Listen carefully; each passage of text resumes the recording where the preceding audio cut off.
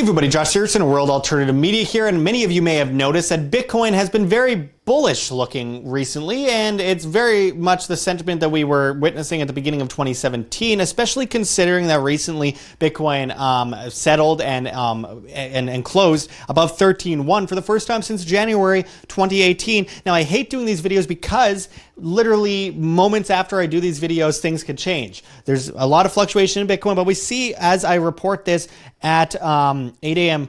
Pacific Standard Time on the 29th of October, we see $13,414 per Bitcoin. It's starting to go up as I speak, but there obviously was a crazy pullback from about 13,000, almost 900, back to about 12,900. I want to go over this article from Cointelegraph that says 3 reasons why Bitcoin price suddenly dropping below 13,000 isn't bearish. And as it goes into, and this is just from 20 hours ago, the price of Bitcoin dipped below $13,000 on Wednesday, but despite the 7% drop in 11 hours, the market sentiment remains positive for 3 key reasons. And as this article goes into, the price of Bitcoin fell below 13,000 on October 28th, shortly after hitting 13,850 at the day's peak.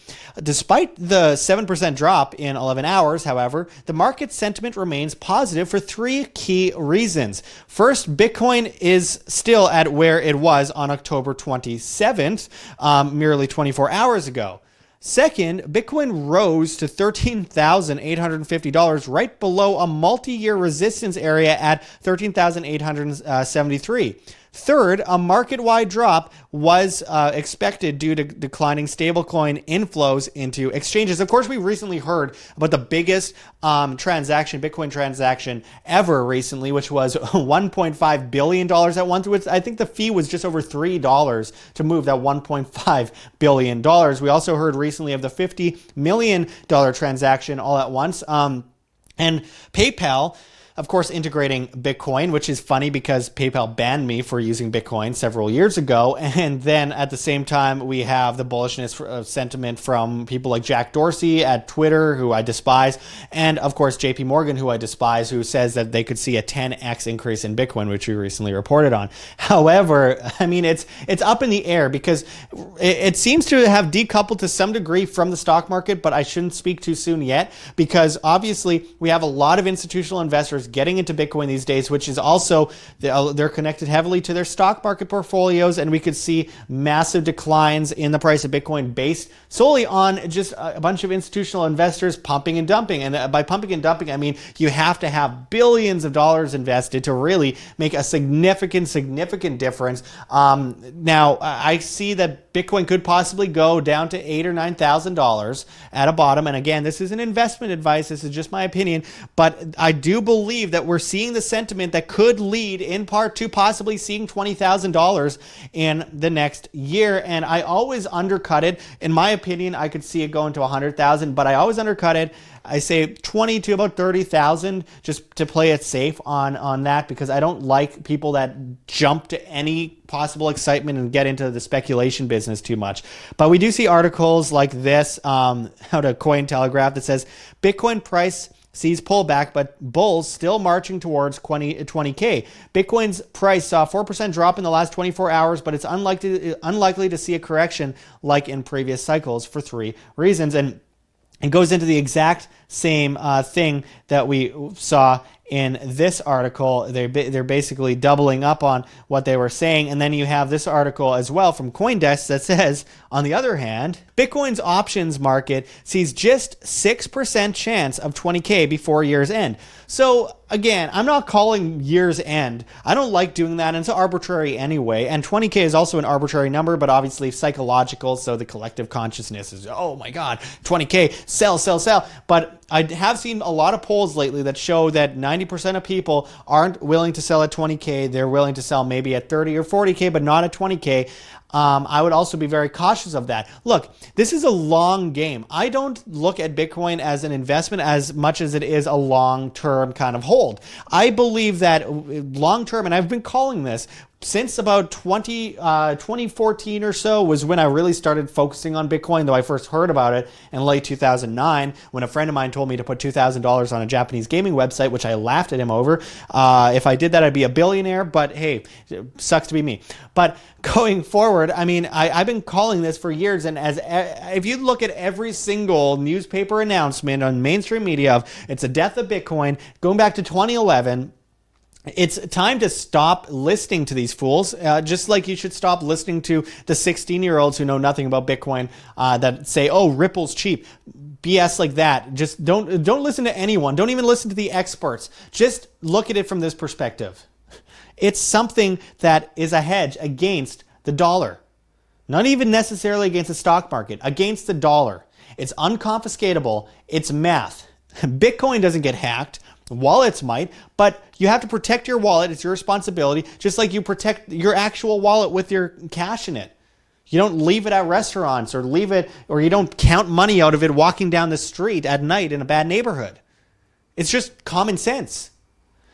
I believe that we are witnessing the beginning of a huge revolution, whether it's Bitcoin or Bitcoin Cash, whether it's Bitcoin or something like Edge or Monero, more privacy-oriented. Obviously, as we see huge technocracy rise up out of China and globally with this whole COVID craziness, we have to understand that we are witnessing something that a lot of the old institutional investors know nothing about, so they can't properly comment on it. They just usually make stupid claims, and they're tripping over themselves because they don't understand the correlation with the fall of a fiat empire, a central banking system that raises the price of living, completely destroys neighborhoods, especially poor communities, causes a huge disparity in wage versus, the price of living, and causes despair worldwide. It's a hidden tax. It's causing widespread destruction. It's one of the most destructive forces on the planet.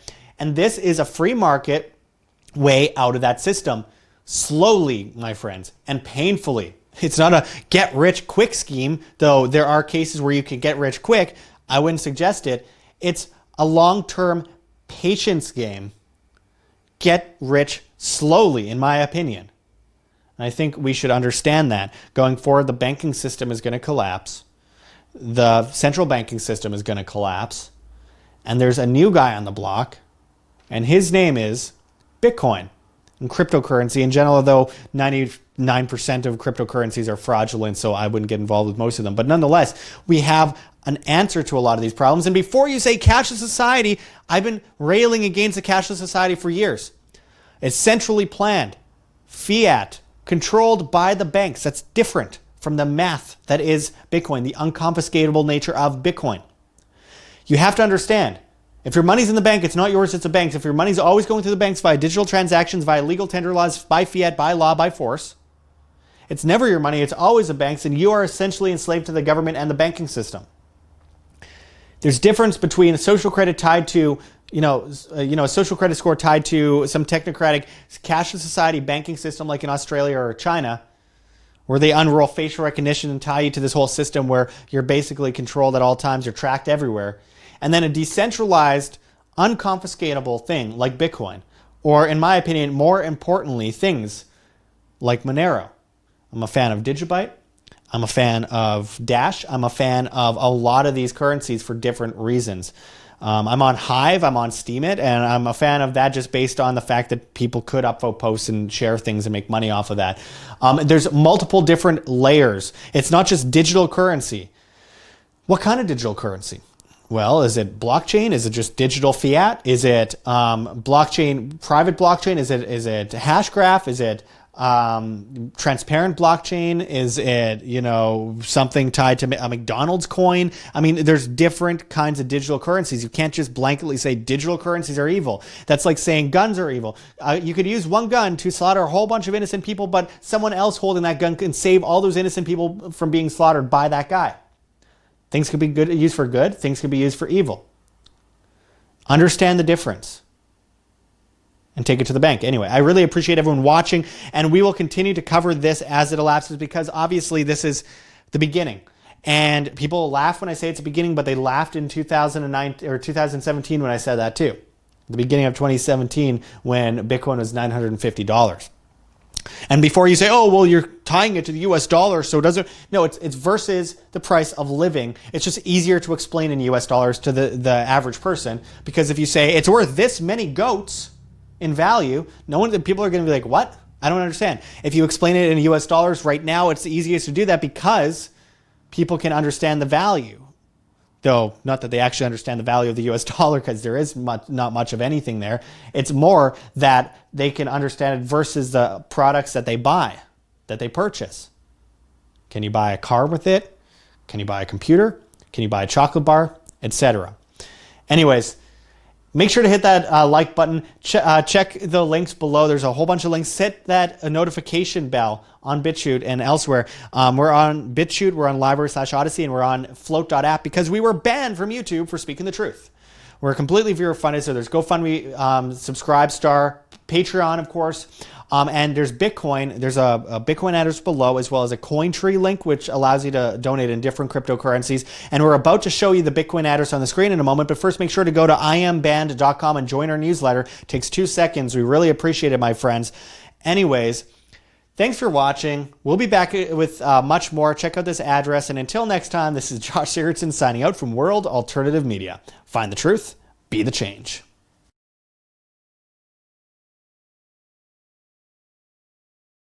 Thank you for watching our recent video. Behind me is the Jekyll Island Club, which is where the Federal Reserve was formed. And so in addition to making content and in addition to making different YouTube videos and library videos, I'm also a financial advisor with a great track record.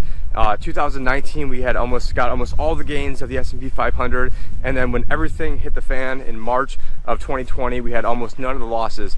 What I'd really recommend, if you have not seen it, is check out my speech where it was given February 11th down in Acapulco, Mexico, uploaded to YouTube February 19th, and at the end of that video I did a little GoPro commercial, sort of like I'm doing now, that was ad-libbed, where I told people what the investment strategy was. I told people that what we did is we were long the S&P 500 while also buying put options on the S&P 500, and what that meant was that was how we were able to get this, because I knew the market was going to either keep going up because of Federal Reserve money printing, or it was going to collapse because reality would actually set in. So, how many advisors actually protected your clients against that? I mean, I would say hardly any of them. So, unless you were in a position where you made almost all the gains last year and didn't really participate in that many of the losses this year, then you don't have a reason to call me. But if that's not the case, then I would go check out the website, thelibertyadvisor.com, where you can book a time to talk with myself and to get a free consultation to see if we can help put you on a better path. Again, that's thelibertyadvisor.com, and thank you very much, and hope to talk with you and your family soon. Take care.